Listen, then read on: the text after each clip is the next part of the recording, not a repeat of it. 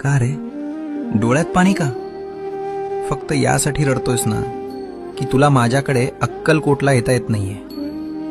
इतर लोक जातात आणि तुला मात्र परिस्थितीनं बांधून ठेवलंय याचं वाईट वाटतंय ना.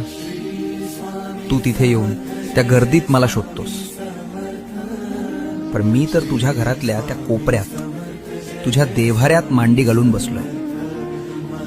बाळा, मंदिरात मी राजा म्हणून बसलोय, लोकांचं गाऱ्हाणं ऐकायला, पण तुझ्या घरात मी बाप म्हणून वावरतोय, तुला सांभाळायला.